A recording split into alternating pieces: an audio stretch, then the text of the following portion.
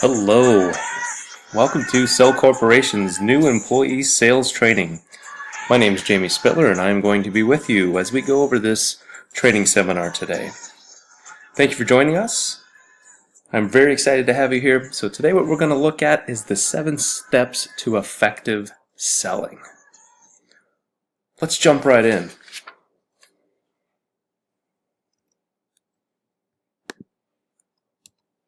So, what is selling? We can look at a dictionary definition, and that's what we've got in front of us here.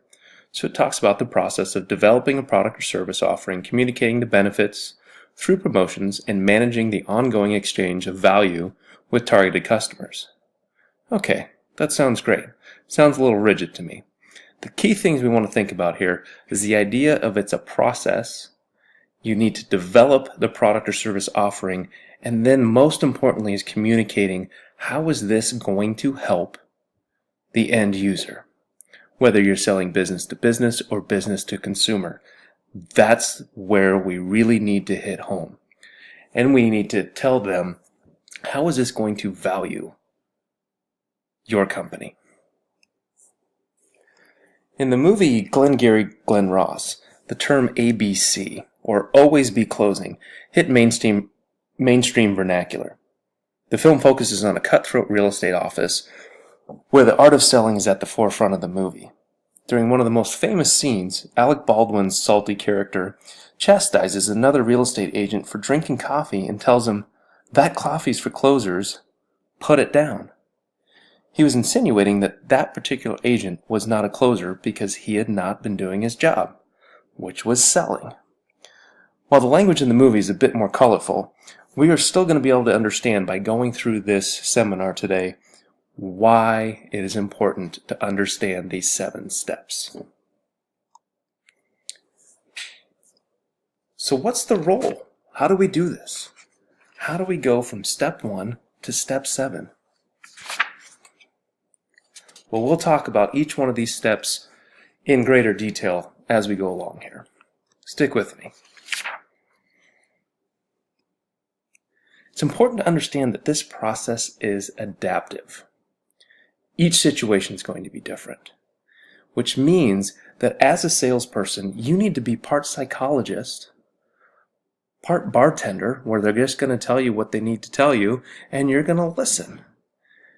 Great salespeople listen. They're not the ones doing the talking. They're listening to what their customer client needs and adapting to that situation so they can provide the solution to the problem. And in this case, we would be selling them the solution, whether that's a good or a service.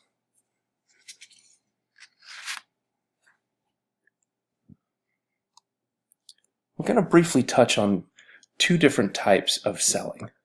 There's business to consumer, commonly referred to as B2C. Business sell directly to the consumer or potentially the individual, and usually this is the person that will consume the final product.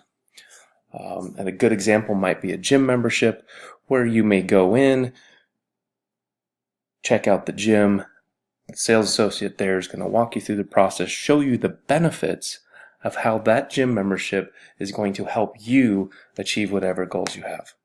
Could be a college visit. If you're a student and you go to visit a college, that college is going to try to sell you on the benefits they have at their university that fit your specific needs. They're going to make it very personalized to what you need. And most commonly, we probably see this in retail. Think Best Buy, going into Verizon to buy a new phone, or perhaps it's going to be a restaurant. This is typically referred to as B2C, or business to consumer selling. Now, we also have business to business selling, B2B. Businesses selling their goods or services to another business. For example, Sony sells TVs to Costco, but Costco is not the end user of those TVs. Costco then would go on to sell the televisions to the consumer. So, in this case, Costco is the second B in the B2B situation. You may also have a coffee machine manufacturer that sells machines to Starbucks. While Starbucks uses these, they use those machines to produce the final good, which in this case would be coffee. So let's get into the steps. Step 1, prospect and qualify. You've got to identify who these leads and prospects might be. Lead is defined as a potential buyer. A prospect is a lead that is qualified or determined to be ready, willing, and able to buy. You've got to qualify the prospect. Ask questions. Are they immediate buyers, or do you need to talk to them again in a certain time frame, in a week, a month, 6 months? Maybe they're not quite ready yet. Qualified prospect is one who has the desire or ability to buy the product or service.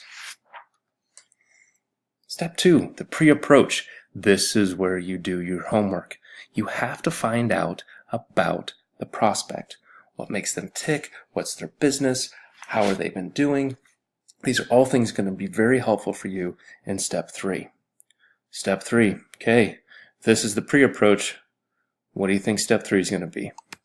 That's right, the approach. So it's time to make a first impression. This is an opportunity for the sales associates or the salesperson to come in, make an impression. Highly encourage you to avoid diving right into the sale. You need to establish a rapport, and you also need to listen to the customer. You need to have some small talk telling the customer, telling the client who you are, where you're from, and then you can get into a little bit of the chit-chat before diving right into the sale. You don't want to come off being too pushy or too aggressive. Again, I mentioned earlier, pay attention to what the customer is saying. How are you going to be able to provide the solution to their problem? Next step. Step 4, the presentation. It's time to take the stage.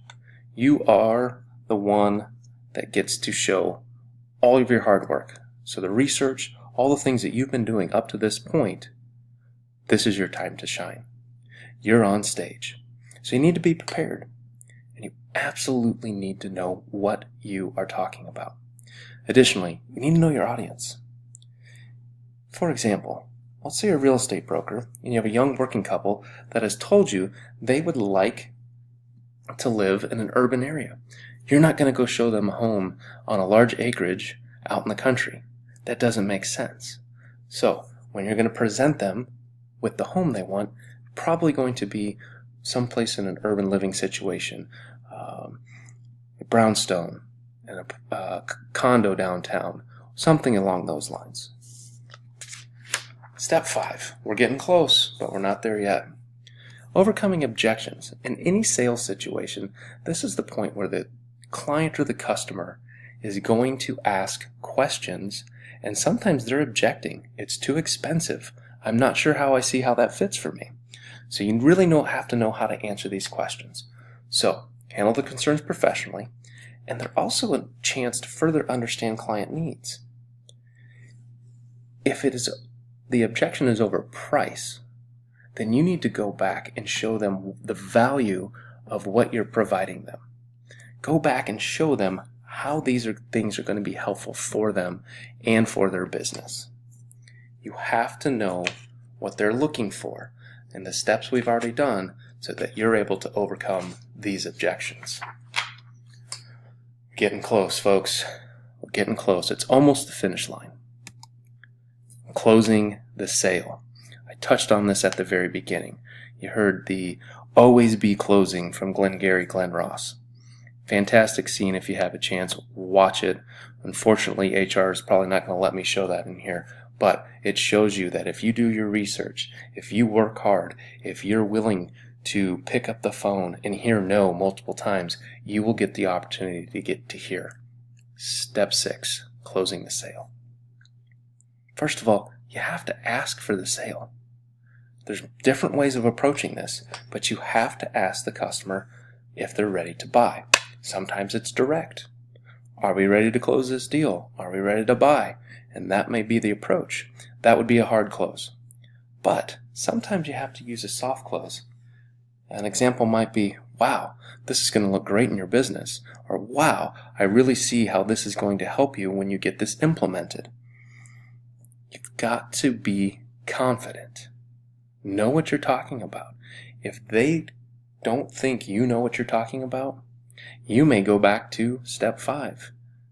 And they may have objections to what you're trying to sell them. Again, going back, all your previous steps are going to set you up for success here. You think we're done. We're not quite there yet. Step 7. This is the follow-up. This is huge. This is so very, very important. After you've had a chance to close the deal, now the time has come for you to follow up. If the customer's been able to use the product or service, ask them how they're enjoying it. What's worked well? Are they having any issues? This is your chance to resolve any issues if there are, or just to let them know you're there for them should anything come up. You don't anticipate it, but we support our products 100%. Additionally, after the sale, the product may still need to be delivered, installed, or some sort of service performed before it's up and running for them. You need to be the one that's checking in. Okay, we've got your delivery date for this day, and installation will be this day, and I'll follow up again with you. You need to be there to assist the buyer and to hold their hand through this process. For a lot of people, this is a really big purchase, whether it's a good or service, and so they need to understand that you're there. This is going to reassure them. Now, here's the kicker. If you've done all this, you're going to get new business. You're going to get referrals. You'll get positive reviews on your website, and you probably will get future sales from this customer. These are the steps to being an effective salesperson. We will practice this more as we have our breakouts, and we will work together, and we will do some mock sales before we turn you guys loose. I don't expect you to know everything in 12 minutes.